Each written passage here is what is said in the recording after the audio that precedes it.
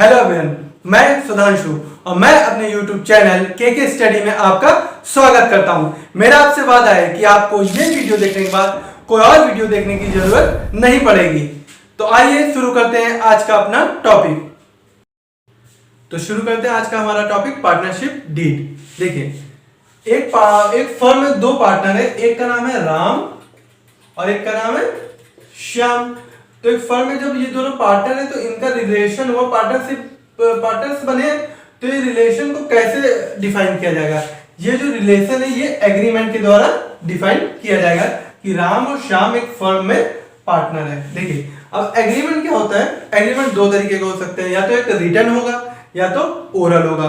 अब अगर एग्रीमेंट हमारा रिटन है तो वो क्या बन जाता है? वो बन जाता है पार्टनरशिप डीड। पार्टनरशिप डीड क्या होता है, क्यों बनाया जाता है, कैसे बनाया जाता है, इसकी आगे हम चर्चा करेंगे कैसे बनाया जाता है, क्या होता है। देखिए पार्टनरशिप डीड बनाने का मेन मोटिव ये है कि किसी फर्म में डिस्प्यूट से बचने के लिए हम पार्टनरशिप डीड बनाते हैं। और ये पार्टनरशिप डीड में क्या क्या आता है? देखिए पार्टनरशिप डीड पहले बात रिटर्न होगा, पार्टनरशिप डीड रिटर्न होगा और जितने भी पार्टनर है राम श्याम दोनों के द्वारा साइन किया होगा। यानी कि जितने भी इसके फॉलोइंग डिटेल्स होगी कि बिजनेस नेम, जितने भी जैसे कैपिटल कितनी लगे, सब साइन होगा इन दोनों के द्वारा कि हम इस बात के लिए अग्री करते हैं। तो क्या हुआ पहला पॉइंट? एक तो रिटर्न होगा ये, दूसरा क्या होगा? साइन होगा।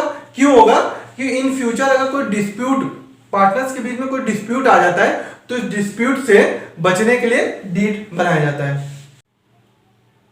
देखिए डीड में जो हम पहला पॉइंट लिखते हैं, वो पहला पॉइंट क्या लिखते हैं? पहला पॉइंट हम लिखते हैं नेम ऑफ द बिजनेस। तो क्या होता है, मान लेते हैं हर इंसान की एक सोच होती है कि मेरे नाम से बिजनेस हो, मेरे नाम से स्टार्ट हो। मान लीजिए राम है, राम सोचेगा मेरे नाम से बिजनेस स्टार्ट हो या मैंने जो सोचा है उस नाम से हो। श्याम क्या सोचेगा? श्याम सोचेगा मेरे नाम से स्टार्ट हो या मैंने जो सोचा है उस नाम से बिजनेस स्टार्ट हो। तो इस डिस्प्यूट से बचने के लिए हम लोग पहले ही नाम बिजनेस का डिसाइड कर लेते हैं, जो दोनों के द्वारा एग्री होती है कि इस नाम से बिजनेस होना चाहिए। तो पहला पॉइंट क्या हुआ इसमें पार्टनरशिप डीड के अंदर कि हम पहले क्या नोट कर लेते हैं? फर्म का नाम या बिजनेस का नाम। पहला पॉइंट ये। तो डीड के अंदर जो हम दूसरा पॉइंट नोट करते हैं वो क्या नोट करते हैं कि नेम ऑफ द प्लेस, यानी कि जो बिजनेस है वो किस प्लेस पे रन किया जाना चाहिए। देखिए ये राम और श्याम, राम रहता है लखनऊ में, श्याम रहता है कानपुर में।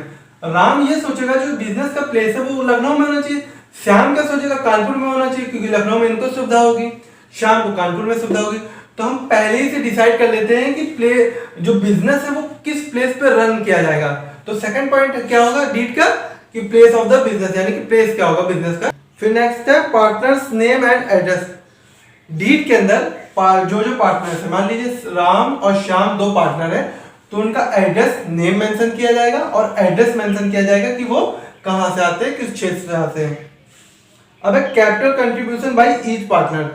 नेक्स्ट पॉइंट है कैपिटल कंट्रीब्यूशन, यानी कि एक फर्म स्टार्ट हुई तो इस फर्म को स्टार्ट करने के लिए कैपिटल की जरूरत पड़ेगी, हमें कुछ ना कुछ कैपिटल होगी। तो कैपिटल राम के द्वारा कितनी कंट्रीब्यूट की जाएगी, श्याम के द्वारा कितनी कंट्रीब्यूट की जाएगी, यानी कि किस रेशियो में, मान लीजिए 3:2 या कुछ भी, किस रेशियो में श्याम पैसा देगा, किस रेशियो में राम पैसा देगा। तो इसको भी हम पार्टनरशिप डीड के अंदर पहले से मेंशन कर लेते हैं। फिर नेक्स्ट पॉइंट क्या कहता है? Salary bonus commission given to partners. यानी कि मान लेते हैं अगर राम इस फर्म को चला रहा है, राम इसको ऑर्गेनाइज कर रहा है, तो राम को इसका रेगुलर वर्किंग के लिए हम कुछ सैलरी दे सकते हैं। अगर सैलरी दे रहे हैं राम को तो कितनी सैलरी दे रहे हैं इसको भी हम मेंशन कर लेते हैं। मान लीजिए श्याम ने क्या किया, श्याम सेल डिपार्टमेंट संभाल रहा है, तो श्याम को सेल डिपार्टमेंट के संभालने के लिए हम कुछ बोनस दे सकते हैं और कमीशन दे सकते हैं। तो कितना बोनस दिया जाएगा इसको भी हम मेंशन कर लेते हैं पहले ही पार्टनरशिप डीड के अंदर। नेक्स्ट पॉइंट है हमारा इंटरेस्ट ऑन कैपिटल। ये क्या होता है? देखिए राम ने कैपिटल लगाई 3 लाख मान लेते हैं, तो अगर राम इस फर्म में पैसा नहीं लगा रहा होता, 3 लाख राम ने लगाया, अगर इसकी जगह उसने किसी बैंक में पैसा जमा किया होता तो बैंक के द्वारा उसको क्या दिया जाता? इंटरेस्ट दिया जाता। लेकिन राम ने फर्म में पैसा लगाया तो क्या इसको भी इंटरेस्ट दिया जाएगा। तो इंटरेस्ट ऑन कैपिटल हम पहले ही मेंशन कर लेते हैं कि किस रेट से फर्म के द्वारा राम या श्याम को या पार्टनर्स को कितना दिया जाएगा इंटरेस्ट कैपिटल पे। नेक्स्ट पॉइंट है इंटरेस्ट ऑन लोन। मान लीजिए बिजनेस चल रहा है और बिजनेस में बीच में ही हमें एक्स्ट्रा कैपिटल की जरूरत पड़ गई, तो वो पैसा कहाँ से आएगा? वो पैसा या तो हम लोन से ले सकते हैं या फिर क्या कर सकते हैं, या किसी पार्टनर के द्वारा वो पैसा दिया जा सकता है।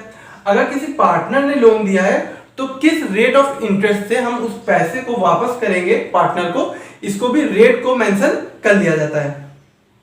फिर नेक्स्ट पॉइंट है condition for admitting new partner. देखिए, मान लीजिए बिजनेस में प्रॉफिट बहुत ज्यादा हो रहा है और प्रॉफिट बहुत ज्यादा हो रहा है, अब हमें इसे एक्सपेंड करना है। एक्सपेंड जब हमें करना है तो श्याम सोचेगा कि मेरे रिलेटिव्स इस बिजनेस में आ जाए ताकि प्रॉफिट का ज्यादा से ज्यादा हिस्सा मुझे मिल जाए। राम सोचेगा मेरे रिलेटिव आ जाए ताकि प्रॉफिट का ज्यादा हिस्सा राम को मिल जाए। तो क्या होगा, अब इस डिस्प्यूट से बचने के लिए हम इसके कंडीशन पहले ही से डीड में मेंशन कर देंगे कि किस कंडीशन से एक पार्टनर फर्म को ज्वाइन कर सकता है। फिर नेक्स्ट पॉइंट देखिए क्या कहता है। नेक्स्ट पॉइंट है condition for retirement and their settlement. अब बिजनेस रन कर रहा है, मान लीजिए श्याम अब इस बिजनेस को छोड़ना चाहता है, तो इसको यह जब छोड़ेगा तो इसको किस हिसाब से कैपिटल या किस हिसाब से पैसा इसको वापस किया जाएगा, इस सेटलमेंट के लिए ये भी हम डीड में मेंशन कर लेते हैं। फिर है settlement of account at the time of death. यानी कि राम और श्याम मान लीजिए एक फर्म चला रहे, मान लेते हैं श्याम की डेथ हो जाती है, मृत्यु हो जाती है बिजनेस के दौरान। जब मृत्यु हो जाएगी तो श्याम का जो पैसा है, श्याम का पैसा राम नहीं ले जा सकता, श्याम का पैसा श्याम के नॉमिनी को दिया जाएगा। तो नॉमिनी को सेटलमेंट किस हिसाब से किया जाएगा, इसके बारे में भी हम डीड में मेंशन कर लेते हैं। फिर क्या है valuation of treatment goodwill at the time of admission, retirement and death of any partner. जब एडमिशन होगा किसी पार्टनर का या रिटायर करेगा या डेथ होगा तो गुडविल का कैसे इवेल्युएट करेंगे, कैसे उसको कैलकुलेट करेंगे, इसको भी हम पहले ही से डीड में मेंशन कर लेते हैं।